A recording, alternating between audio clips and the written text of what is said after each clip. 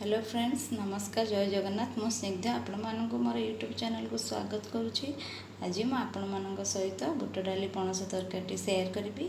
यह खाइबापी बहुत टेस्टी लगे। आपण मैंने थरुटे यहीपरी प्रोसेस करते देखिए, यह बहुत भल लगे खाइबापी। तेज आसतु रेसिपी स्टार्ट करवा। बुट डाली पणस तरकारी बनवाई मुझे बुट डाली को 3 घंटा पूर्व भिजेक रखी। यह परिष्कार भाव में धोई नहीं। मुझे गोटे छोट खंड कखारू, गोटे छोट खंड अमृतभंडा और 2टी आलू को एमती काटी नहीं। यह मुझे से पकईबी। से हाफ चमच हल्दी गुंड आउ गोटे चमच लुण ऐड करी। एबे मैं को प्रेसर रे 2टी सीटी देदेवी। ये फाड़े पणस को यहीपरी भाव में पीस पीस कर काटी नहीं। यह 2टा सीटी देदेवी। देखो आमर बुट डाली यहीपरी भाव में सीझी। एबे मु पणस कठा को सीटी देदेवी।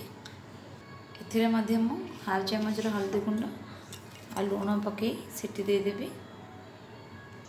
मसला प्रस्तुत करने मुझे 3टी पियाज को छोट छोट पीस कर काटिक रखी। यह मु भाजी। ये मु गोटे छोट टमाटो,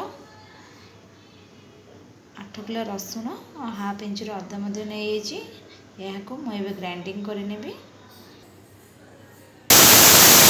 देखो मोर मसला पेस्ट पूरा पूरी भाव रेडी हो गला। एबे मु गैस रे कड़ाई को गरम कर नहीं। तेल आमर गरम होसलानी। से मु तेजपत्र, शुखिला लंका, दालचीनी आ गोटा जीरा ऐड करी। एबे से काटिक रखि पियाज को ऐड करी।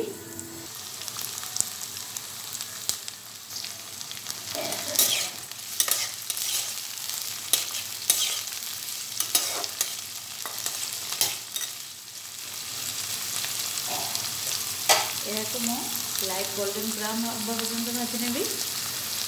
देखो मोर पियाज भाजी आसला। एबे से मु मसला पेस्ट को ऐड करी। यह मुझे मिक्स करने। मुझे मसला जेहेतु हल्दी गुंड आगुरी ऐड करी, अल्प हल्दी गुंड, गोटे tablespoon Kashmiri red chilli powder, 1/4 tablespoon जीरा गुंड, 1/4 टेबल स्पून धनिया गुंड ऐड करी।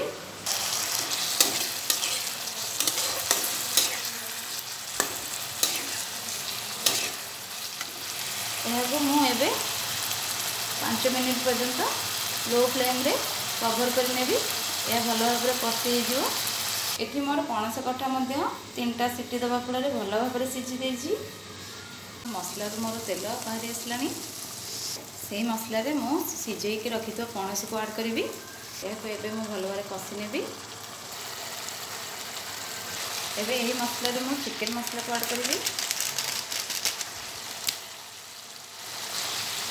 यह भल भाव में गोल नेबी।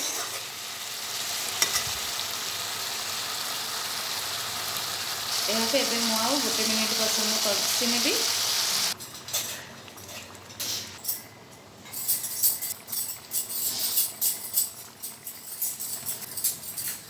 किंतु एबे हमर प्रस्तुत हो गला बुट डाली आलू पणस तरकारी। यह आपण मैंने भात रोटी उभय संगे खाई पारे। यह बहुत भल लगे खाइबापी। आपण मानक मोर जदि आज वीडियोटी भल लगी ताले आपण माने मोर चैनल को लाइक शेयर सब्सक्राइब करने को भूलें। कमेंट सेक्शन माध्यम आपणकर मतामत निश्चय जणाइबे। रहुछि, थैंक यू।